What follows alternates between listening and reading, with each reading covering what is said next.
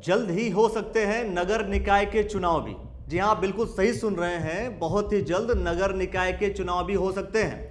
रुड़की नगर निगम हो, हरिद्वार नगर निगम हो या ऋषिकेश नगर निगम या फिर जितने भी नगर पंचायतें हैं वहां की बात करें या नगर पालिका परिषद लक्सर की बात करें या रानीपुर की, जितने जगह की हम बात कर रहे हैं उन सभी जगहों पर चुनाव हो सकते हैं।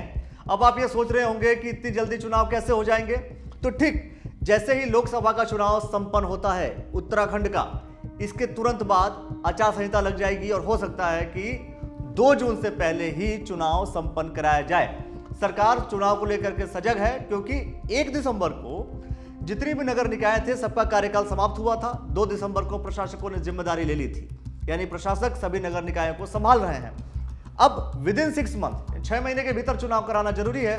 तो पहले चरण में उत्तराखंड लोकसभा का चुनाव होगा। इसके तुरंत बाद सरकार चुनाव आयोग से अनुमति लेकर के आचार संहिता लागू करेगी और चुनाव 2 जून से पहले यानी कि मई में ही हो सकता है कि चुनाव हो जाए। और आचार संहिता अप्रैल के एंड मतलब अप्रैल के लास्ट वीक में आचार संहिता भी लागू हो सकती है नगर निकाय के लिए, क्योंकि अभी लोकसभा का चुनाव है। लोकसभा के लिए आचार संहिता लगेगी, आचार संहिता के तुरंत बाद फिर एक आचार संहिता लगेगी नगर निकाय के लिए। अभी आचार संहिता लगेगी लोकसभा के लिए और लोकसभा का उत्तराखंड में जो चुनाव होगा 5 सीटों पर चुनाव हो जाएगा। इसके तुरंत बाद सरकार चुनाव आयोग से अनुमति लेकर के और विदिन 6 मंथ का जो क्राइटेरिया उसको पूरा करने के लिए सरकार चुनाव करा सकती है नगर निकायों की। लेकिन अब सबसे बड़ी बात है, आरक्षण तो अभी तय नहीं हुए हैं। जब तक आरक्षण तय नहीं हो तब तक चुनाव कैसे होगा। तो हो सकता है कि कुछ उसमें भी कानून बना करके चुनाव कराया जा सकता है। एक विधेयक पारित किया जा सकता है, विधेयक पारित करने के बाद फिर चुनाव संपन्न कराया जा सकता है।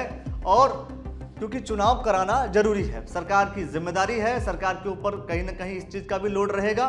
तो विदिन 6 मंथ सरकार चुनाव कराएगी। साथ में आरक्षण की जितनी भी नीति है, नियम है, उसमें चीजों को सब सही करते हुए सरकार हो सकता है कि नया कोई विधेयक लेकर के आ जाए, नया कोई कानून पारित करे। लेकिन विदिन 6 मंथ मैंने कहा 2 दिसंबर से प्रशासकों के पास सभी नगर निकायों की जिम्मेदारी है। 2 जून तक जो है चुनाव कराना जरूरी है। 2 जून तक आपके जितने भी जनप्रतिनिधि होते हैं उनको बैठाना जरूरी है।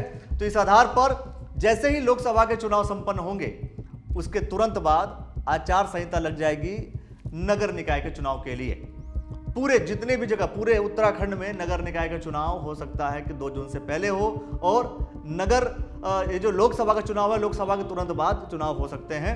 तो जितने भी लोग तैयारी कर रहे हैं, जितने भी लोग सोच रहे थे कि शायद चुनाव बहुत डिले होगा, तो उनके लिए ये चीज अब तैयारी करने वाली आ गई है कि भाई लोकसभा के चुनाव के दौरान भी कहीं ना कहीं आप लोग तैयारी करेंगे, लोगों से मिलना जुलना भी शुरू करेंगे, क्योंकि सरकार तो तैयार है अपने हिसाब से।